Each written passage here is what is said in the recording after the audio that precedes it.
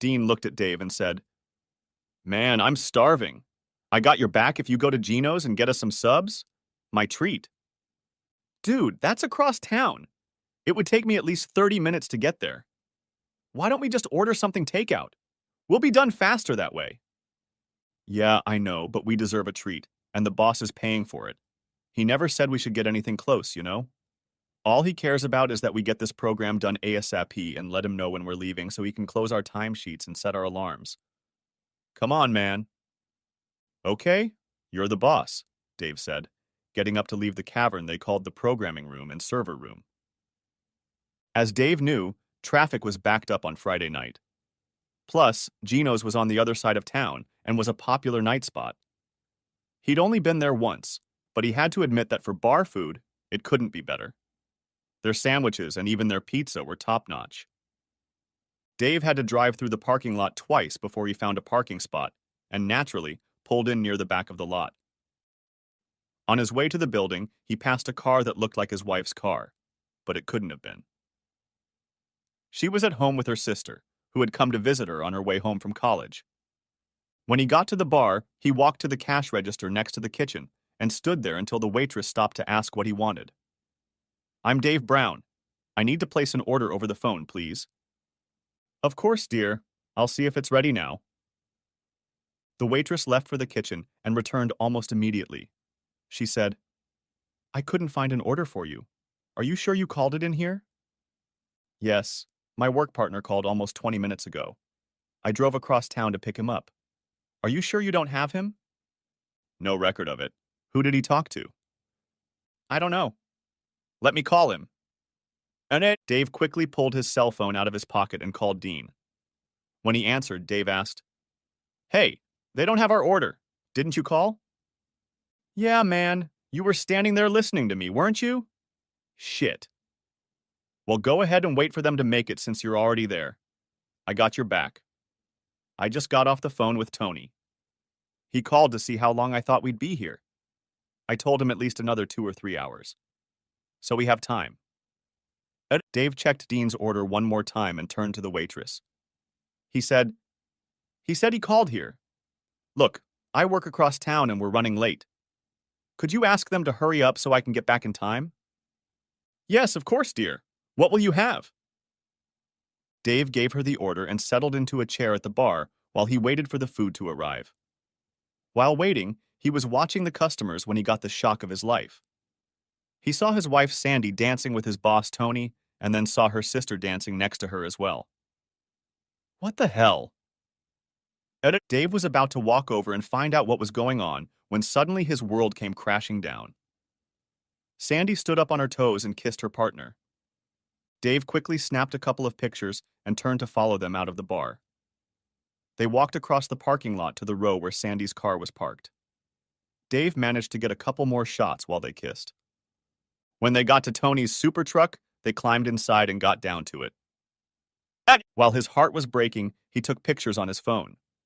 He smiled to himself when he heard Sandy ask, Honey, what's that flashing light? Tony replied, Don't worry, honey. It's probably the headlights of passing cars. Relax, no one can see us.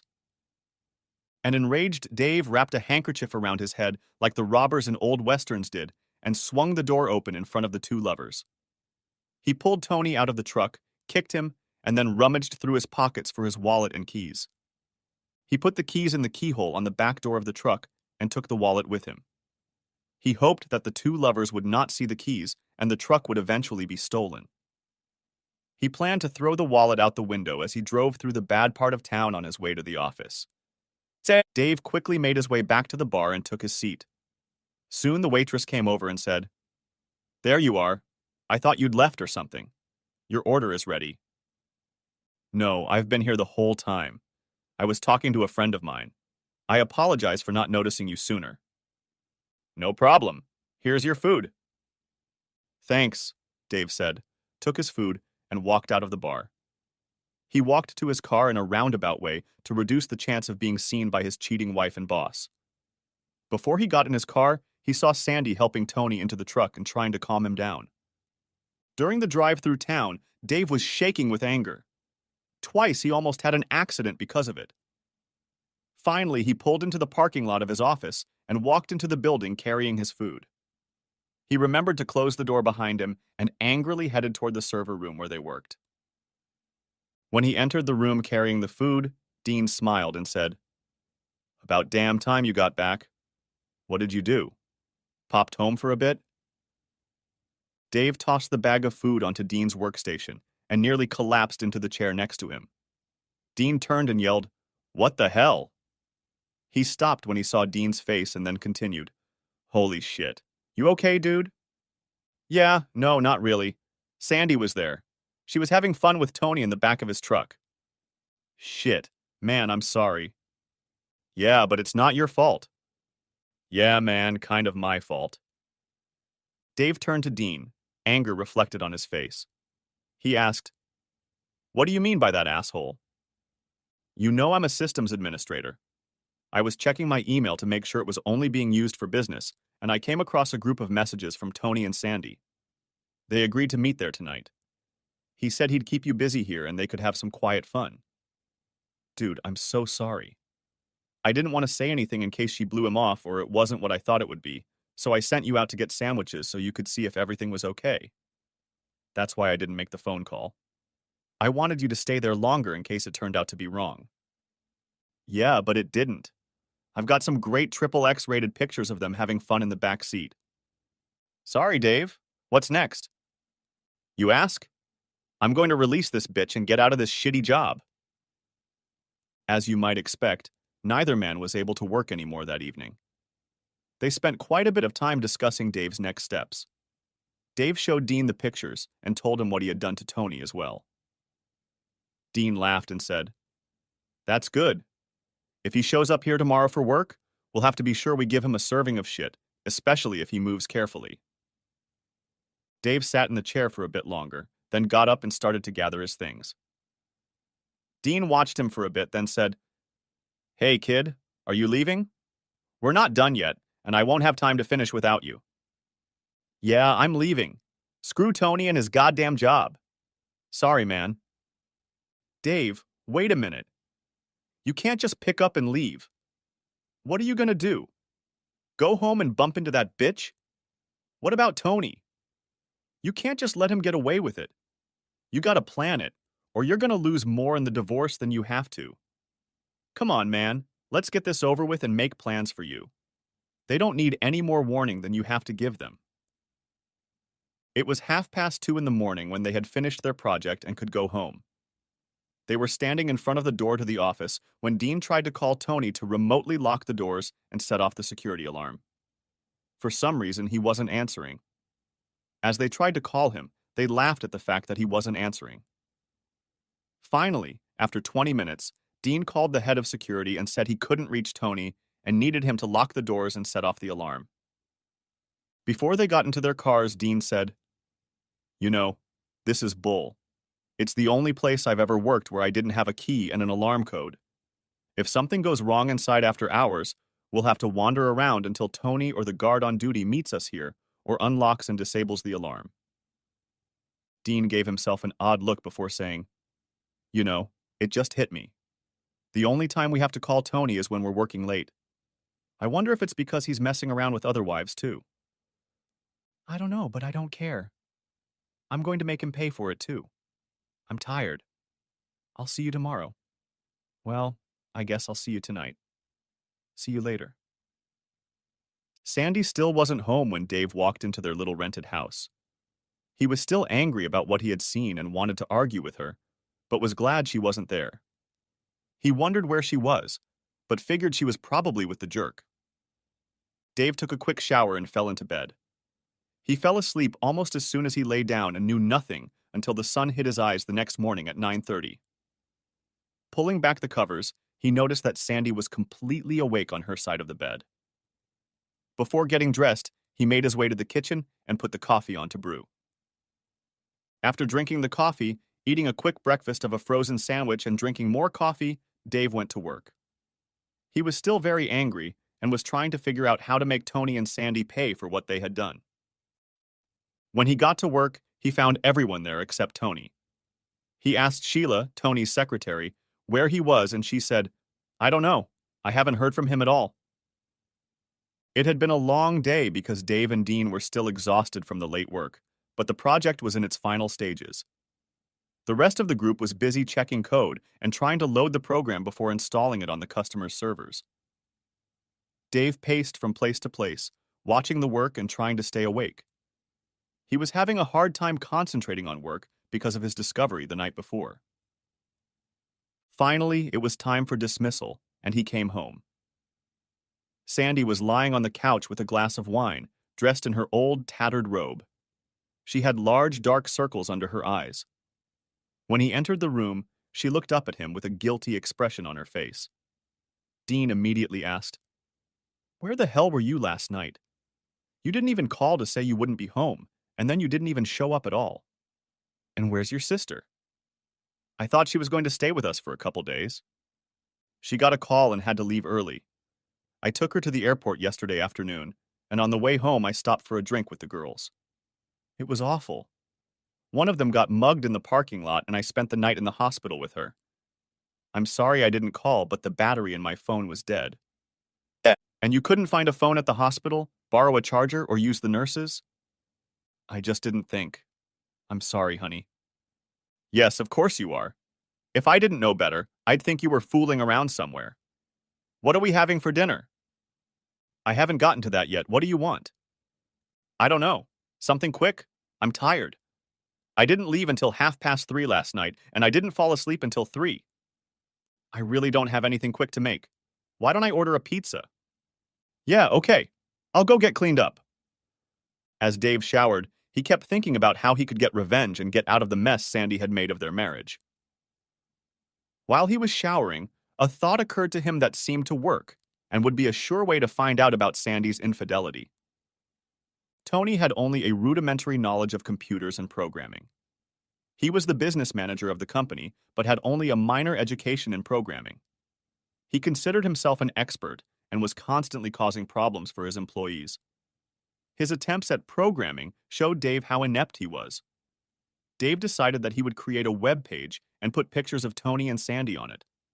He would then send himself an email with the website address so that he could legally find out about their date. He would have to hack into Tony's home or office computer and use it to create the page using Tony's name, address, and personal information. He went to an internet cafe that same day and set to work, having first hacked into Tony's home computer. Before he started setting up the web page, he, like most hackers, scanned the hard drives to see what he could find. Jackpot. He found pictures of Tony with several other women. 2 of these women Dave knew were married to men who worked with him. Copying the folder of photos to his computer, Dave quickly began work on the web page. It took him several days to complete the programming and get the site up and running.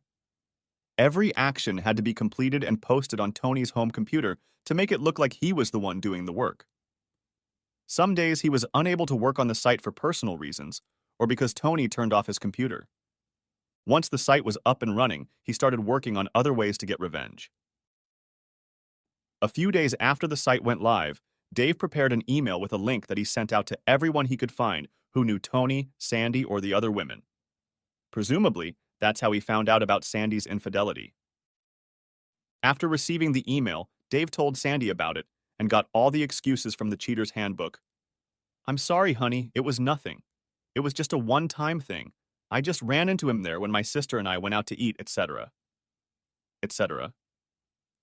Dave went back to work the next morning and confronted Tony, then quit on the spot, leaving Tony with yet another bruise on his face.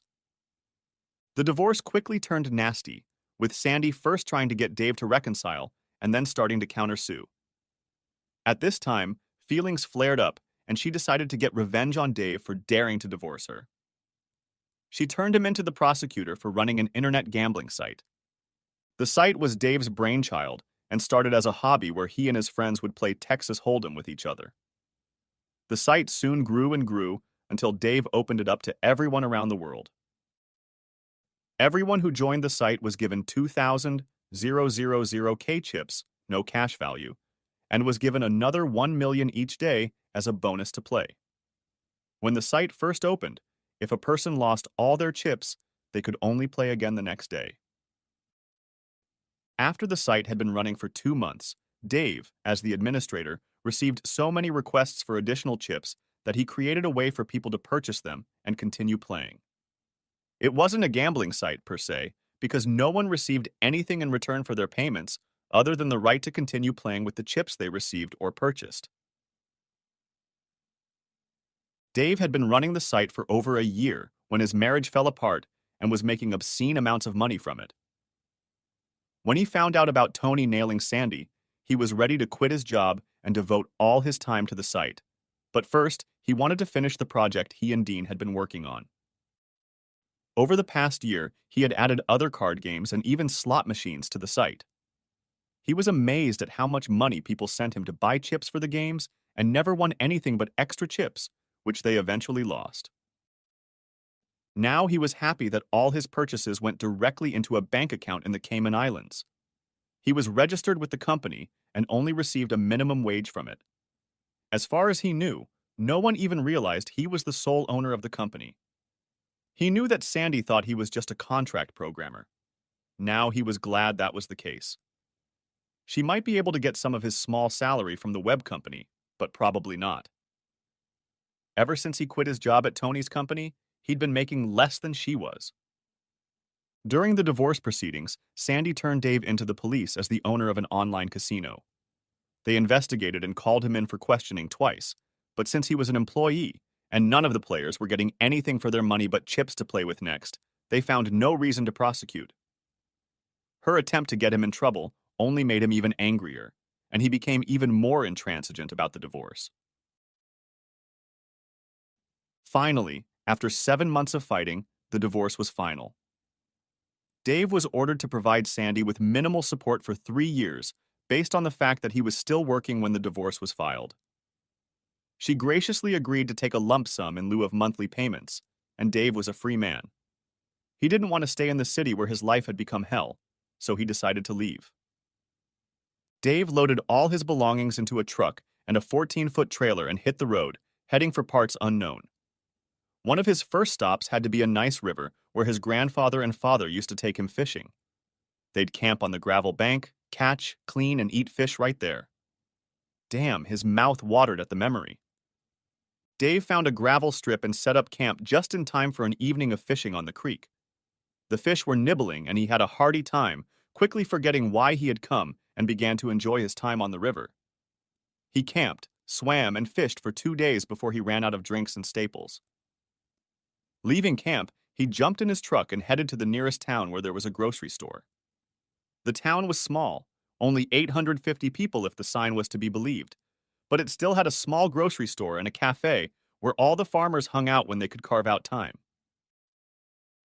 Dave was sad to see the town as he drove by. He remembered that it had been much larger and busier when he was younger.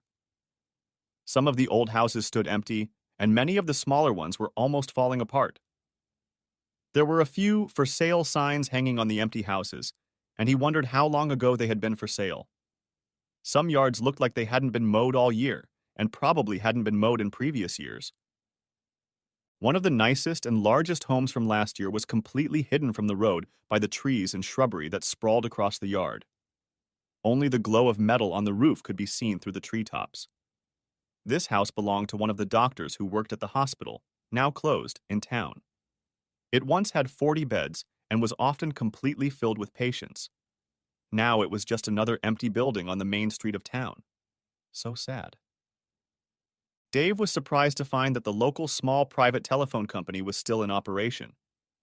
They had old equipment installed years ago when his grandfather had a small cabin on the river nearby. Now he was getting curious. Before buying groceries, Dave decided to treat himself to a meal at the cafe.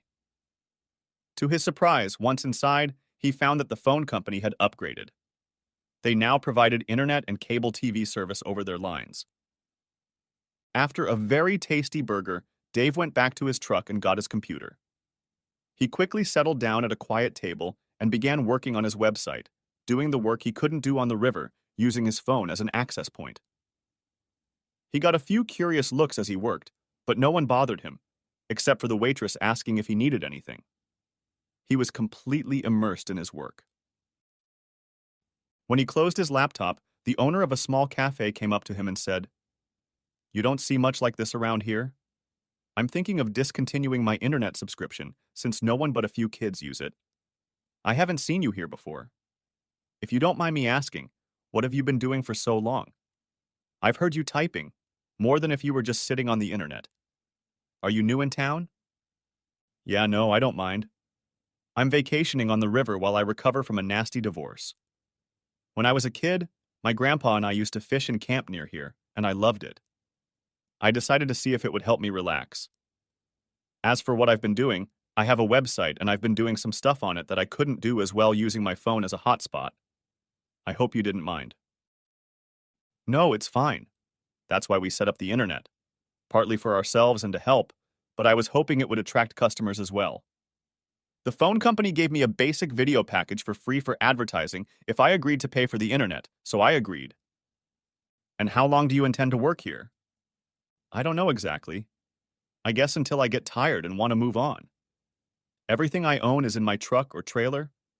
I left my old house after my divorce and planned to just drive until I found a place I wanted to stop. This was my first stop and I haven't gotten tired of it yet."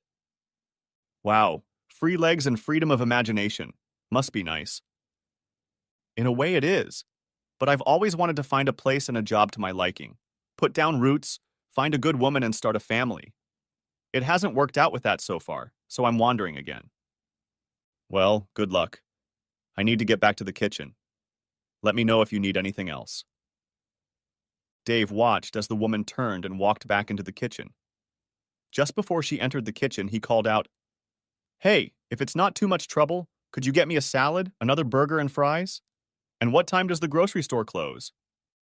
"Sure, honey. I'll get it right away. You might want to stop by the store before you eat. They close at 6 and it's 5:30 now. If you don't, you won't have time to eat before they close. If you want, I can wait a few minutes while I make you dinner and you can get groceries." Dave smiled and said, "Thanks. I'll do that. Be right back," and stood up and headed for the door. Dave walked down the street about a block and entered a small grocery store. He quickly walked through the rows, selecting items from his list: canned soup, bread, chips, and a few cans of vegetables. Then, he headed to the refrigerators where he picked up lettuce, cheese, lunch meat, and even a couple small steaks. Like most small-town stores, the prices were considerably higher than in the big cities, but having no business in a big city, when you considered the cost of fuel, they were quite reasonable. He quickly paid for his purchases and walked back to his truck where he put the cold groceries in the refrigerator. The truck was equipped with an inverter, so the cooling was ice-free. The small camping generator on the trailer charged the batteries so he could use it on the river as well as lighting at night and charging his computer and phone. Dave walked back into the cafe and smiled when he saw the hostess carrying a salad to the table he had been sitting at all day. She placed the salad, dressing, and a few crackers in front of his chair and said, "Here you go. I put the burger in for you when I saw you packing the groceries in the truck. It won't take long." By the time Dave finished his meal, there were several other customers in the little cafe. Some were alone, a few couples and one family. When he paid, the woman thanked him for his business and said, "I hope you'll come again. It was nice to have someone here during the day. It can get lonely here sometimes. If you're still here, come and join us for lunch on Sunday. My specialty is fried chicken with all the spices. Well, of course, we have the usual dishes too." I think I will." "Thanks," Dave said, and turned to leave. A few days later, Dave returned to town, and the first thing he did was head to the cafe. Once inside, he stopped for some reason and looked at the bulletin board on the wall next to the cash register. There hung a list of properties for sale and one notice on county letterhead about a property being auctioned off on the courthouse steps for non-payment of taxes. The sale will be held next Tuesday at 10 o'clock in the morning. Twyla, the owner of the cafe, saw him looking over the list and smiled before greeting him. "Good to see you again, Dave. How are you doing?" "Good, Twyla. I needed to get some groceries, so I thought I'd stop by for another one of your good burgers." "Okay. Do you want one now or will you wait a bit?" "I guess I'll wait." He picked up his computer case and continued. "I thought, if you don't mind, I'd do a little work first." Sure, can I get you anything right now? Yes, unsweetened iced tea would be nice. When Twyla brought him the tea, she asked, Saw you looking at the bulletin board.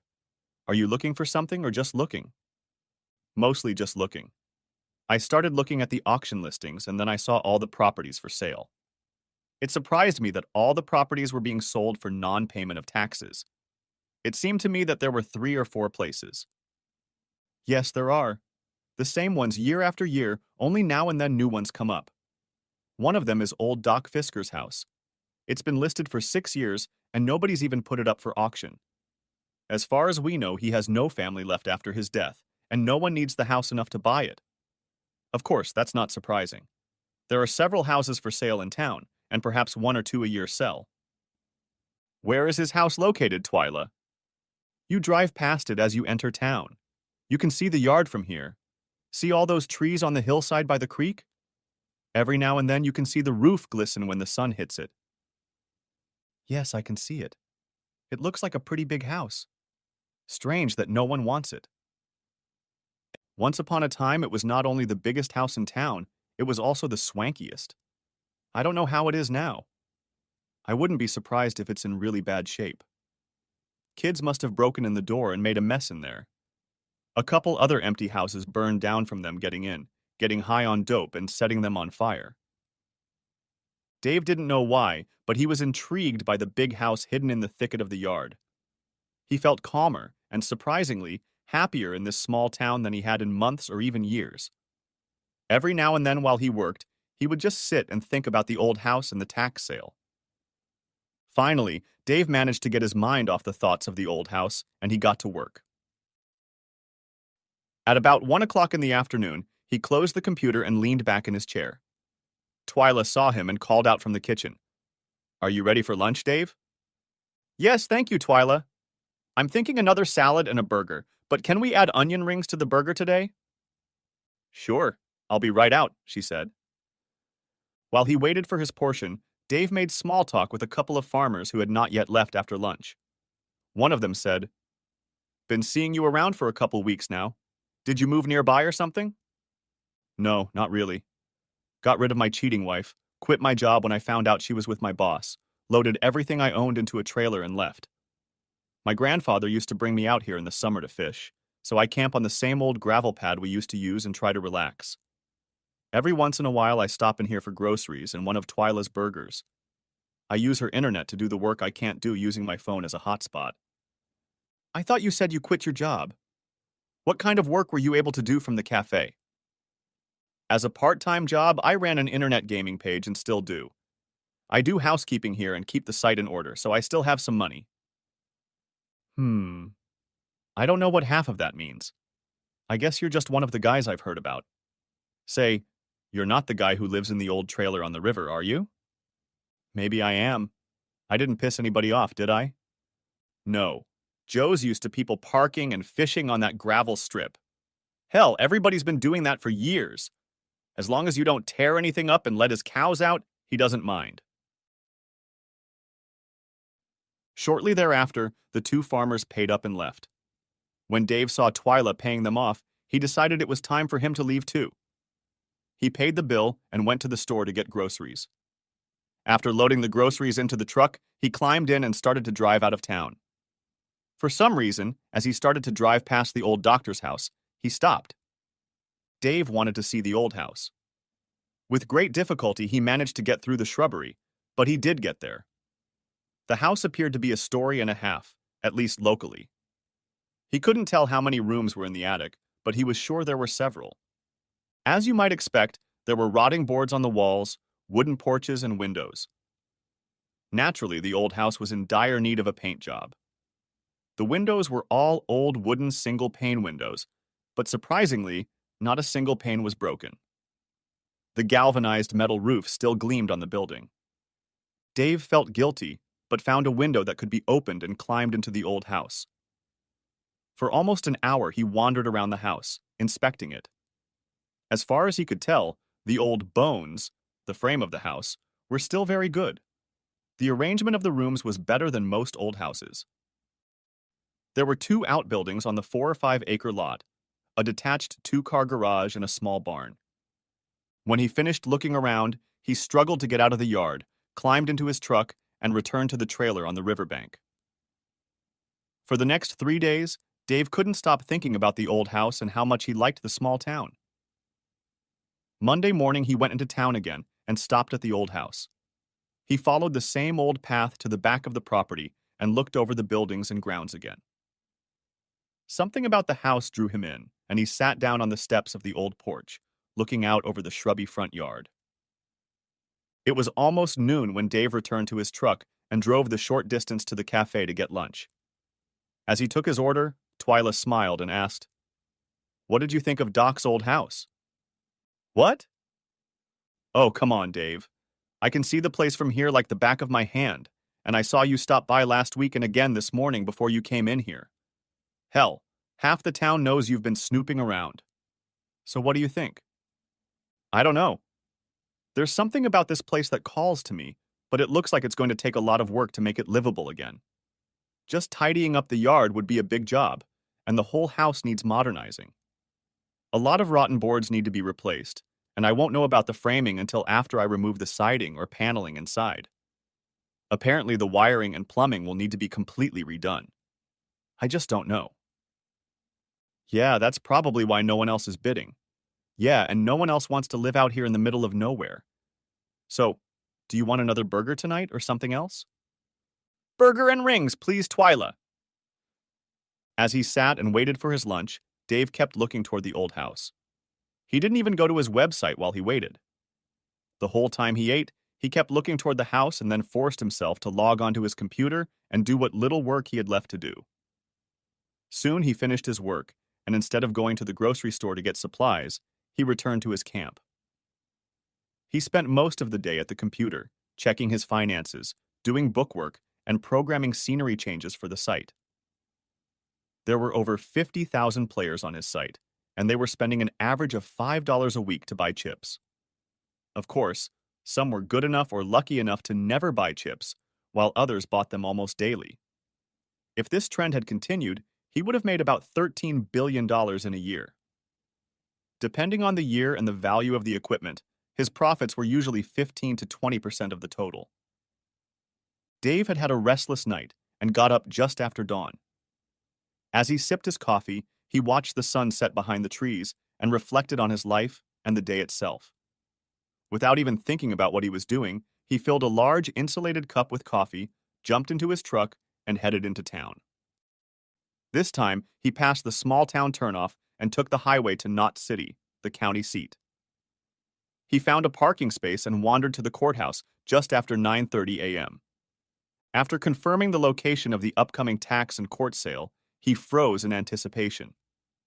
At exactly the appointed time, the sheriff and two suits approached him with a tall, skinny man dressed in worn Levi's and a blue chambray western cut shirt. His outfit was completed with cowboy boots and a white Stetson hat. The newly arrived men looked around at the half-dozen people gathered nearby before the sheriff spoke. "Good morning, everyone. We're getting ready to auction off some foreclosed properties, as well as a few properties that are delinquent on their taxes. If that's what you're gathered here for, please step closer and we'll get started." 3 or 4 men stepped back. The rest approached the men. The auctioneer stepped forward with a microphone and held out a paper to one of the suits. He read the paper, then described the property, its address, the payment requirements, and the starting bid. The foreclosed property was sold first, and most of the bidders left, leaving only Dave and 2 others. Before the first property was described and the second part of the auction began, the tax sale rules were announced. The 2 farms were sold first, then Dave watched the other 2 bidders get ready to leave. The men looked at Dave and one of them said, "Are you here for the sale, sir?" "Yes." "All the land is sold. All we have are a few old abandoned houses. Are you interested in one of them?" "Yeah, maybe I'm crazy, but I'm interested in one old house in Thomasville." One of the men shuffled through the remaining papers, then asked, "Which one is it, sir? We have 3 packages to Thomasville." Dave gave them the address, and the man began to sort through the papers for Doc's house. He looked them over and said, The taxes on this place total $1,575, 9 years in arrears, and this year's taxes are due by December 31st. The minimum bid is the balance of the taxes, sir. Dave didn't even think about it. He said, I bid $1,575. The men looked at each other, and the auctioneer gave his speech, then put the gavel down and said, Sold for $1,575. Dave spent the rest of the day in town, first processing the property and filling out all the paperwork, deeds, record of registration, and even making the address his permanent residence to change his mailing address and legal residence. He registered to vote and even stopped by the power company to arrange for electricity. It was almost 4 in the afternoon when he left the store and headed back to Knott City. He parked outside a cafe and entered the cool lounge.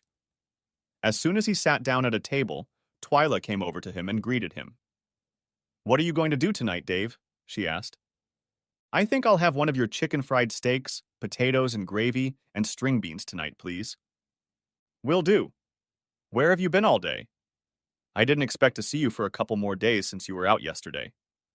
Yeah, spent the day in town and didn't feel like cooking when I got back to camp. Dave was done with the food as soon as Twyla brought it over, paid the bill, and headed back to the campground. He parked, undressed, and dove into the cool, refreshing water for an afternoon swim. After his swim, he gathered up almost all of his gear that had been lying around idle. Almost all of it was secured because he'd been gone all day, and sat back to watch the sun go down.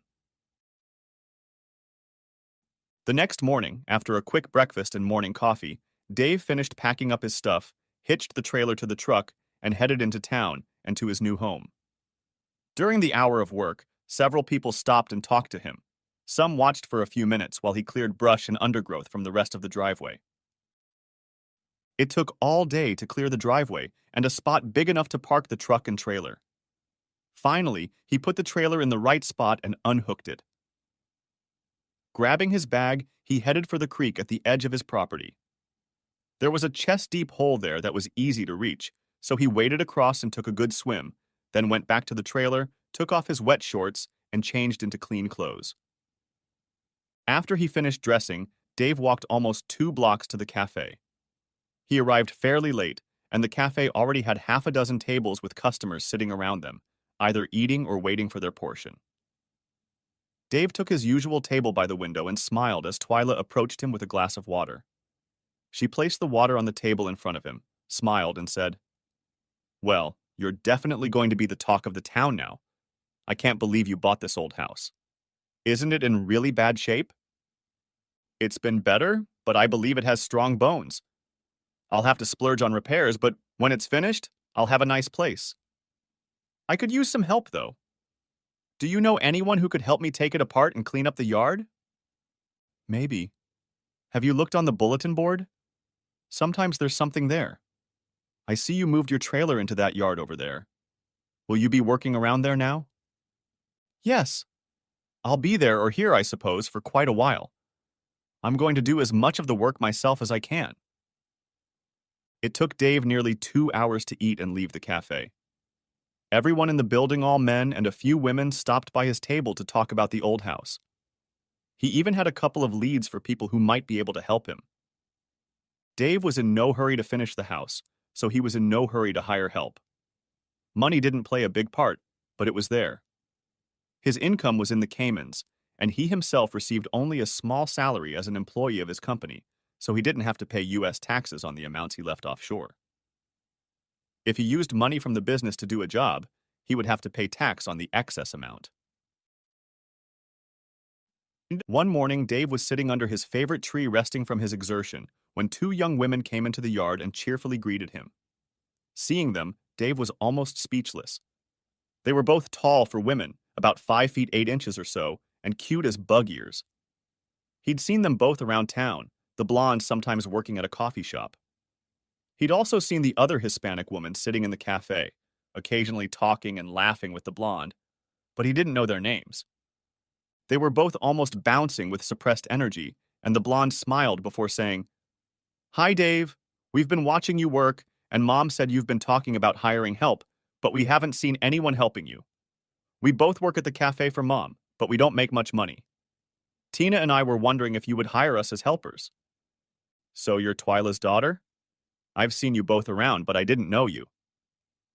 The blonde giggled and replied, Yep, I'm Jen, well, Janice, but I address her by her first name, Jen, and this is Tina.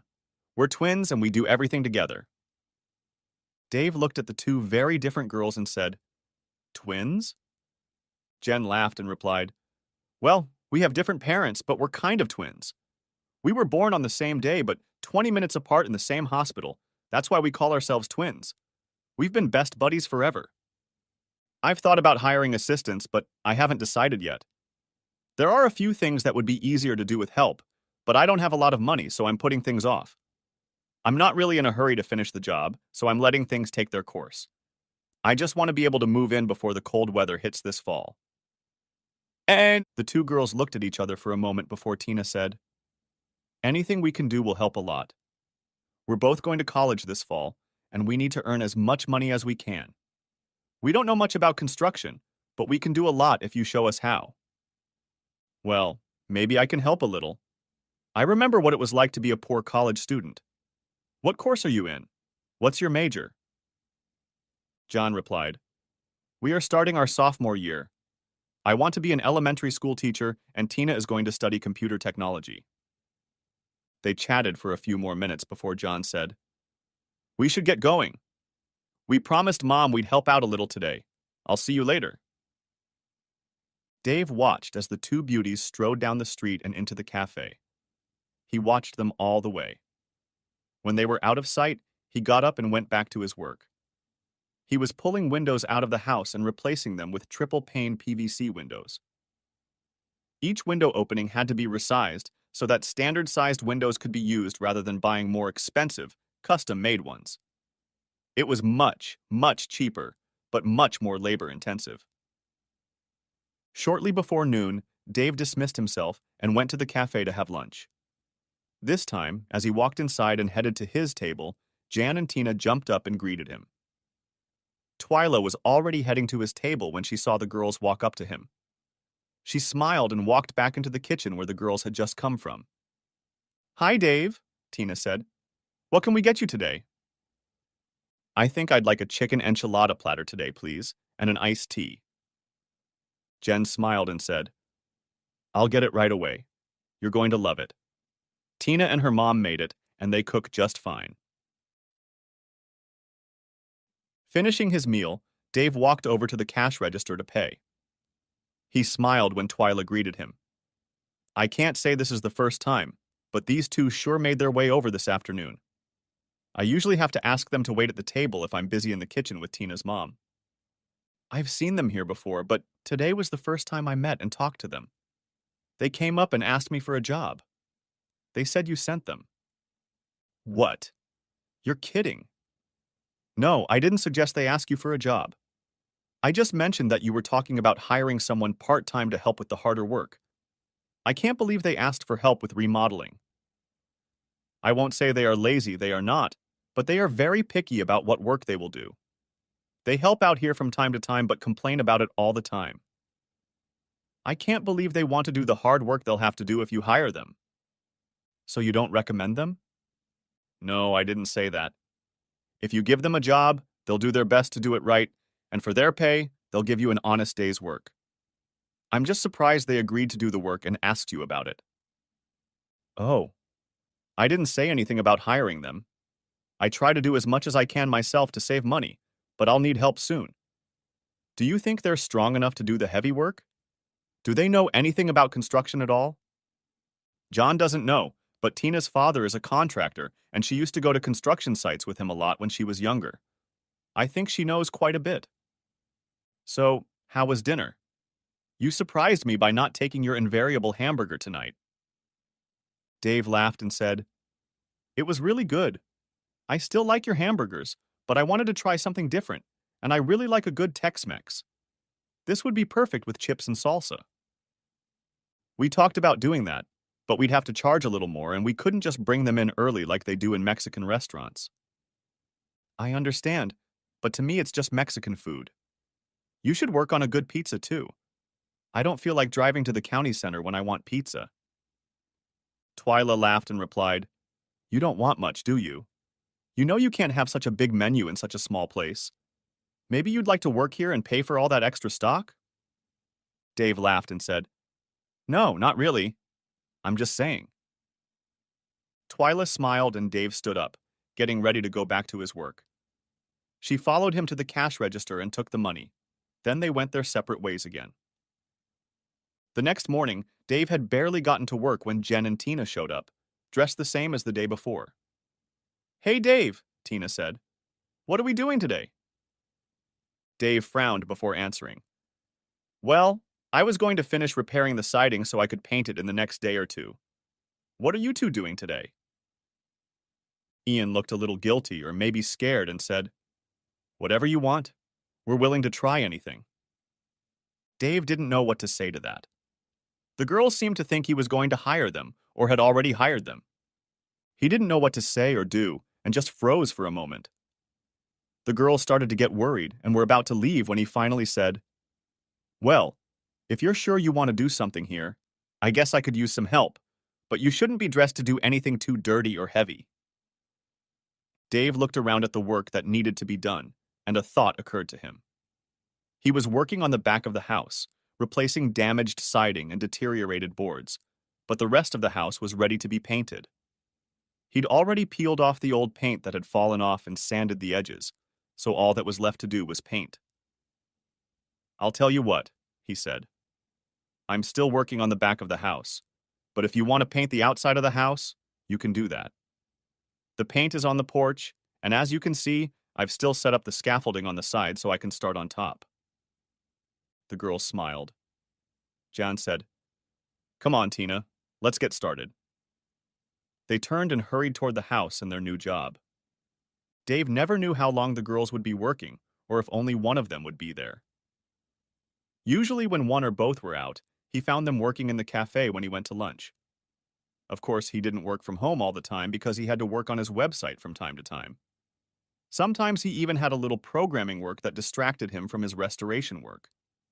He preferred to do it at the cafe because he didn't have his internet set up yet, rather than living in the house because it wasn't finished. By the end of the first week, the girls worked for him. They had finished painting one side and the front of the house. They applied 2 coats of paint and it looked amazing. They had also become very friendly with Dave and he was sure teased him with their beautiful bodies. They had too many oops moments when he could see their tops, when they wore loose blouses, and a few times one or the other put on a bloody miniskirt to climb ladders and paint. On Friday of the first full week, Dave called them into the backyard where they usually sat and relaxed under their beer-drinking tree. As best he could, he kept track of their time and arbitrarily determined an hourly rate since none of them had discussed pay. When the girls came and sat down at his invitation, he handed each a wad of bills and said, This is your paycheck for the last week and a half. Since we never discussed pay, I asked around and got a figure for the work you are doing. I hope it's enough. To his surprise, none of the women looked at or counted the money. Each of them simply stuffed it into the pockets of the tight shorts they were wearing that day. They had to stand up to do so, and as soon as the money was in their pockets, they both jumped up to him, leaned over, and to his surprise, bestowed a kiss on him. Tina said, Thanks, Dave. I'm sure the pay is good, but you didn't have to do this. We never asked for a paycheck. We just wanted to help you. It's getting so boring here since most of our friends have left town and college is over. Besides, she said, we like being with you. Why don't we come over tomorrow and just hang out instead of working? Well, sure. I was going to do some things around the house, but you don't have to, of course. No, I mean, could you not work, please, and let us just hang out? Maybe have a little fun? Dave thought for a moment and replied, Sure, I guess. I don't have any deadlines. We're almost done with the exterior, and it can be finished before the cold weather sets in. That was my main plan for the summer. I want to do a couple rooms inside so I can move in before the cold weather hits. I'm sure I can get it done, so a day off will come in handy. Both girls smiled and hugged him tightly before sitting back down. They had a couple of beers each before the girls left. They needed to clean up and go help Twyla at the cafe with the Friday night crowd. Dave was still sitting outside with his morning coffee when the two girls arrived the next morning. They came around the corner of his house, carrying a cooler in each hand. In the other hand, each had a bag of what appeared to be groceries. They quickly walked over to him, dropped their load, and leaned over to kiss him. Jen looked at him with a strange expression, then asked, "You didn't like it? We're sorry." Tina looked at him sadly when Dave asked his question, and he hastened to answer, "No, it's nothing like that. It's just that you surprised me. What sane single man wouldn't enjoy being kissed by two beautiful women? What did you bring?" "I thought we were just going to hang out and relax. Now I feel bad because I didn't bring anything special." "Don't feel bad. We just brought something to drink and some dog burgers. We saw how much you liked your mom's burgers at the cafe, and we wanted to have a sit down, so we brought them. You don't mind, do you?" "No, of course not. So what are you planning for the day since it's your party?" "Oh, nothing much," Ian replied. "Like we said, just hang out, have a few drinks, swim, and grill some burgers and dogs." John grabbed his arm and tried to pull him out of the chair. "Come on," she said. "Let's go swimming. It's too hot already to just sit around and drink coffee." Dave let himself be lifted to his feet and followed the laughing girls down the path that led from the yard to the deep swimming hole in the back of his property. It was only 150 feet away, and he could already hear people splashing and talking loudly while frolicking in the creek. He stepped back slightly and said, "Wait, wait. Let me at least get my swim trunks." "Oh, come on," Tina said. "These old shorts look really good on us. Besides, we don't want to wait. We're hot." "Yeah, I can see that," Dave muttered. Jan smiled and said, "What did you say? You think we're hot?" "Yeah, but I'm sorry you heard that. I shouldn't have said that." "Gee, of course you should have. All women should know that their men think they're beautiful, especially if they mean it. That's what you meant, isn't it?"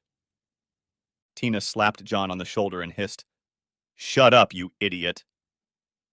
Dave was surprised to hear Ian and Tina's words, but decided he really hadn't heard them right and let them pull themselves toward the creek. Soon they were already swimming and splashing in the water with the other couples, although it seemed that John and Tina spent most of their time talking and playing with Dave. After a few minutes, John disappeared and quickly reappeared, carrying 3 bottles of beer and swimming noodles in the water. She handed 1 bottle each to Dave and Tina, and then sat down on her noodles and sipped her beer, relaxing and talking to everyone. Dave soon joined in the conversation and began to get to know the other people in the water.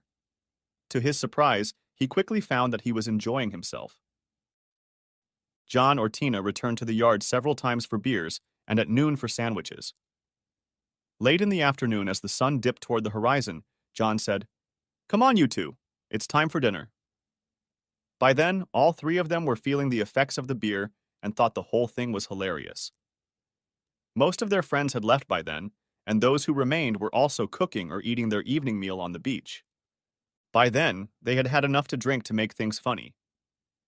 Jen smiled and looked at Dave's face and then said with a giggle, "You can't even walk straight. How are you going to manage us, Davy? You have to cook the hamburgers. They need to be fried, and then we're going to have fun." Tina poured another shot of beer into Dave's hand, while Jen fired up the nearby gas grill. Once the grill was fired up, the ladies started pulling things out of the refrigerator and the bags they had brought earlier. They quickly placed the food and paper plates on the small table, then grabbed a glass of beer each and sat down with Dave while the grill heated up. When Jen decided the grill was hot enough, she said, "Dave, I think the grill is ready and you can cook the burgers and sausages, and we'll get the buns ready for the meat." She and Tina giggled as they walked to the table and started making the buns for the burgers. Soon they were eating burgers, chips, and great BBQ beans that Jen had brought from her mom's cafe. After eating, they cleaned up and headed back to the creek for a late afternoon swim. By the time they got back to the creek, everyone else had left. After cooling off, all 3 of them returned to Dave's yard and then pushed him into the tent and laid him on the bed. "Girls, what's going on here? Why are you doing this?" They both lifted up slightly to look him in the eye, and Ian said, We've seen you watching us at the cafe almost from the first day you started coming in. You've never been rude or obnoxious like most of the boys we've met, and Mom really likes you. None of us found anyone in the neighborhood or at college that we liked enough to date more than once or twice. You're the exception. We spent all summer with you, and you never treated us badly. We wanted to date you and see if there could be something between us, but you never asked, so we decided to take matters into our own hands. Okay, I guess I can understand that. You know how much my wife hurt me, and I was afraid to go out again. Plus, you're almost 5 years younger than me. I didn't think you'd be interested even if I asked. Well, you're wrong. We were and are very interested. Look, I don't know what to say. I really like both of you and I love being around you. I can't even think about picking one of you. The girls smiled and hugged him before Tina said, Okay, we don't want you to choose. Like we said, we're twins. We do everything together, and we don't want you to choose. You're stuck with both of us, Dave. Soon the women noticed that Dave wasn't answering them and looked relaxed. They looked up and saw that Dave was sleeping peacefully. Jen said, Gee, I can't believe he just fell asleep on us. Are we really that boring? Tina laughed and replied, Either that, or we gave him too much beer. Of course, he's been working hard too. Yeah, but damn. What are we going to do now? Sleep? Soon all three young men were asleep, and none of them woke up until early morning. Dave woke up before the girls. His head was splitting. He quickly put the coffee pot on and started trying to recover from the day off. No sooner had he had his first cup of coffee than both women staggered out of his tent. They didn't even speak to him as they hurried into the house to go to the bathroom. Soon they were outside again and poured a cup of coffee each before sitting down and staring at Dave, sipping the magical elixir. After they had emptied the cup, with minimal conversation, Dave looked at the women and said, You are dangerous. Now I'm going to go to the cafe and get some breakfast. Are you coming? They looked at each other for a moment before Tina replied, Yes, but I'm not sure I can eat much. As the three young people slowly walked into the cafe, Twyla looked at them, laughed, and said, I heard you guys had a blast. I hope you learned your lesson. Dave looked at her after collapsing into his usual chair with a young woman on either side of him and said, I resent that, Twyla. Contrary to rumors and someone else's plans, I remain as pure as the driven snow. They've been feeding me demon rum, but they've failed to corrupt my morals. Jen blushed and, clapping Dave on the shoulder, replied, Hey, that's my mom. You don't have to say things like that to her. Besides, you didn't swear that much before you came to bed with us. Most of the male customers laughed when she said that, and Twyla replied, You girls didn't fight. Oh, never mind. What'll you have, Dave? Dave ordered, and Twyla turned toward the kitchen. Ian said, Mom, what about us? If you want something, come with me and make it yourself. You're not a paying customer. John and Twyla looked at each other, then got up and slowly followed John into the kitchen. Everyone could hear muffled voices interspersed with the usual kitchen sounds. While the food was cooking, Dave received a few minutes of gentle remarks from his friends and even a few warnings about the girls. Soon Jen and Trina came out of the kitchen with plates of food, which they placed neatly on the table before sitting down themselves and beginning their meal. Once again, there was little conversation as all three of them tried to recover from a day of partying. Dave finished his meal a little before the women and sat while they finished theirs. When they were done, he stood up and said, I need to go home and recuperate. I'll see you two. Then headed for the cash register. Twyla met Dave at the register and took the money from him. As soon as he was outside, Jen and Tina joined him, one on each side, and put their arms around his waist. He looked at each of the women, but said nothing. He hugged each of them, and they all walked slowly toward his house. When they were in the backyard, Dave collapsed onto the bed and fell asleep almost immediately, barely noticing that both women had done the same, putting him between them again. They slept until almost noon, until nature called them again and they took turns going to the bathroom. Afterwards, they sat and drank iced tea. Dave said, Did you girls just pout your lips yesterday? Or should I be alerted to some of the things you said? Jen replied, What things? I don't remember much of our conversation. I remember laughing and goofing around a lot, but I don't remember what we or anyone else said. You know, you both said you wanted to sleep with me. Oh, that. Yeah, but you already knew that, didn't you? No, not really. I mean, I knew you were teasing me, and I was trying to decide which one of you to ask out, but nothing more than that. Dave, I think I remember us telling you that it doesn't work that way. We both really like you, and we share. Neither of us have found anyone else we care about, and we love each other like sisters. We both want you, and we don't want to hurt each other, so we agreed to share you. Is that a problem? Well, yeah, no, oh hell, I don't know. I like you both a lot, but what about your parents and everyone else in town? Tina replied, What about them?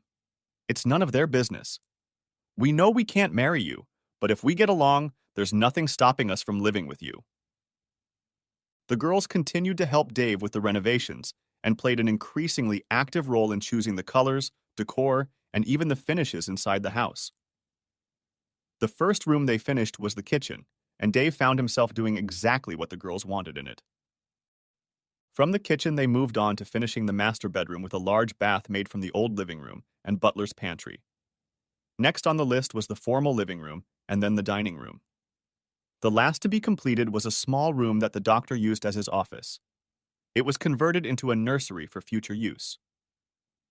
This completed the renovation of the lower floor, just in time for Thanksgiving, when the first family dinner was held. Over the winter, they began work on the upper floor, where there will be 2 large bedrooms separated by a small playroom and bath. Thanksgiving, one of the few days the cafe was closed, led to the entire extended family gathering at Dave's house for a traditional meal. Jen and Tina's parents and brothers, as well as Dave's parents, came and filled the house to capacity. Most of them didn't understand how to feel about Dave having 2 women acting as his wives. In a surprisingly short time, the family and town accepted their different lifestyle and treated it as the most natural thing in the world. Dave and his women were happy and very successful. Jen graduated from college, as did Tina. Jen got a job at an inner-city school teaching, and Tina started working with Dave, programming all sorts of games and phone apps. The money kept coming in. The end. Thanks for watching. I hope you enjoyed it. So subscribe to my channel and watch the next video.